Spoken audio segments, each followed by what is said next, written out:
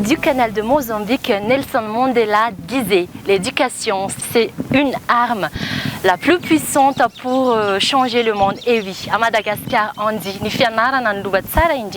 qui pourrait se traduire littéralement « L'éducation, c'est le meilleur héritage pour bâtir un avenir meilleur et assuré. » Bonjour tout le monde et soyons tous la bienvenue sur Canal Austral TV. Cette semaine, on va parler justement de l'éducation à Madagascar qui est toute une histoire. Et oui, puisque les Malagasy d'antan ont appris à leurs enfants la sagesse et le savoir-faire à travers des proverbes, des contes, des fables, jusqu'à la découverte de l'alphabet latin avec les Européens. Je vous invite donc à regarder jusqu'à la fin notre émission Madagascar avec l'éducation. C'est tout de suite.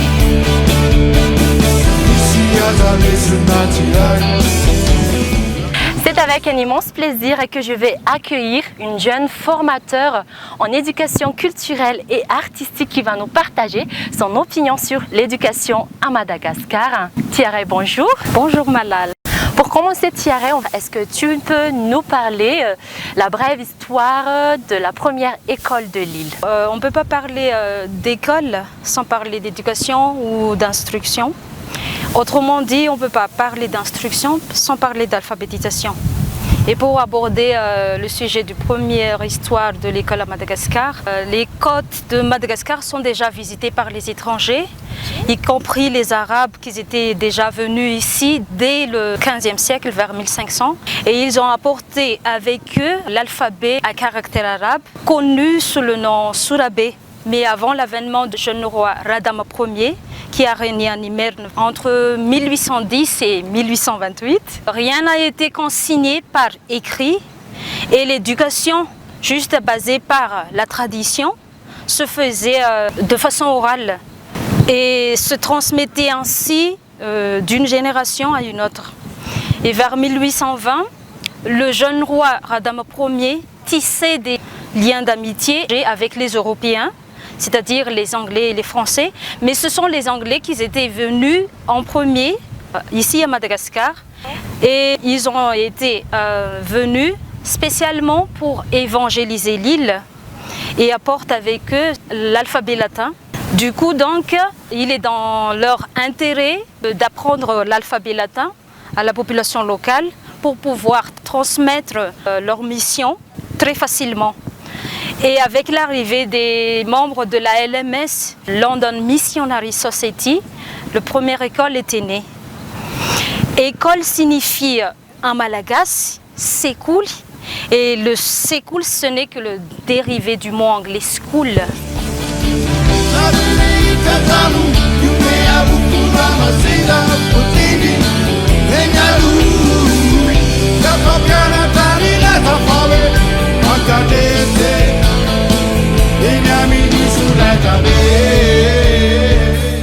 On est dans une époque, Tiare, où l'éducation est une des priorités gouvernementales dans le fait que ça pourrait être un levier de développement, une arme pour le développement, donc, et pour réaliser aussi l'objectif et la devise qui fait l'éducation pour tous. Donc on en est où là en termes de chiffres, je veux dire le taux d'alphabétisation? Alors, j'ai pas pu avoir des statistiques plus récentes, mais ce que j'ai en moi date de 2005. Le taux global d'alphabétisation à Madagascar, c'est de 66,5%, avec un taux de 59,5% pour les femmes et 73% pour les hommes. Et cet taux d'alphabétisation, cet écart relativement élevé s'explique par le fait qu'en Afrique, comme à Madagascar, les parents négligent plutôt l'éducation pour les femmes que pour les hommes. Ce qui fait que lorsqu'il y a un manque de moyens financiers, les parents priorisent surtout soutenir l'éducation pour les garçons au détriment de celle des filles. Et en ce qui concerne le nombre d'établissements à Madagascar, il faut savoir qu'il y a 3 entités qui dirigent l'établissement. Alors, pour l'établissement public, c'est sous l'égide de l'État, d'une part, et les autres établissements privés, C'est sous la tutelle de la DNEP, ou bien Direction nationale des écoles privées, et de la DIDEC, la Direction des écoles catholiques. Voilà.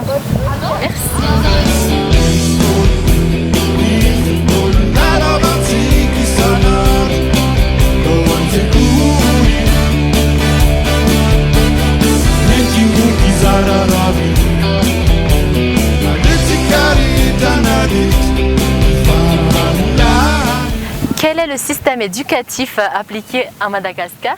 Le système éducatif appliqué actuellement à Madagascar est calqué sur le système éducatif français. Il y a les enfants qui passent en école primaire pendant 6 à 7 ans et après ils obtiendront leur premier certificat.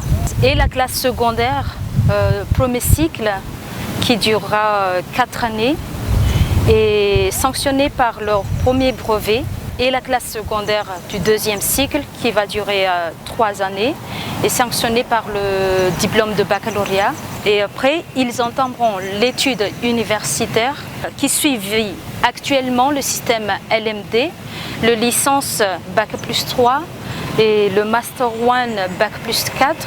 Le Master 2, c'est l'équivalent du Bac plus 5. Et puis le doctorat de Bac plus 6 et plus, suivant la discipline.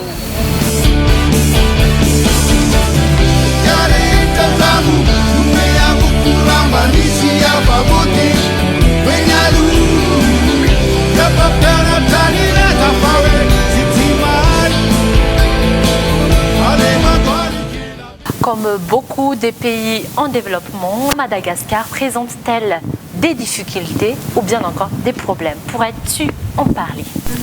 Oui, Malal, effectivement, l'éducation à Madagascar rencontre de multiples problèmes. Dans la majeure partie des cas, il y a les parents qui sont déjà pauvres et peu instruits, ne trouvent pas la valeur de leurs enfants dans l'éducation. Et il y a certains parents qui pensent que l'éducation embrigade leurs enfants au lieu de travailler avec eux dans les champs de culture. Et actuellement, avec l'effort fourni par l'État, par le gouvernement actuel, à savoir le don des fournitures scolaires, des kits scolaires pour chaque enfant malagasy, surtout dans les classes primaires, et il n'y aura plus de frais d'inscription. Et il y a également les établissements scolaires primaires qui sont dotés de cantines scolaires. Tous ces facteurs-là augmentent l'effectif des enfants inscrits dans l'établissement primaire et tout cela engendre des problèmes d'infrastructure à Madagascar. Et voilà. Augmenter le nombre d'infrastructures comme les écoles, les routes, rendre l'éducation moins chère, voire gratuite, pour que les parents à famille nombreuse puissent avoir le moyen pour l'éducation de leurs enfants. Aussi, former plus de professeurs pour assurer une meilleure qualité d'enseignement. Et c'est là, Thierry, que tu interviens. On parle donc de formation des formateurs. Tout ça pourrait être considéré comme les 3 piliers fondamentaux pour atteindre le but de l'éducation pour tous. Pour Madagascar, ça requiert encore beaucoup plus d'efforts. Merci beaucoup Thierry pour ce si beau partage avec toi et bon courage pour la suite. Merci Malal et merci à vous également. Et voilà, le temps nous est limité. J'espère bien quand même que cette émission vous a permis de comprendre plus sur l'éducation de Madagascar. Rendez-vous dès la semaine prochaine pour un nouveau thème toujours intéressant. Bonne continuation sur Canal Austral TV. Je vous dis à très bientôt. Velume!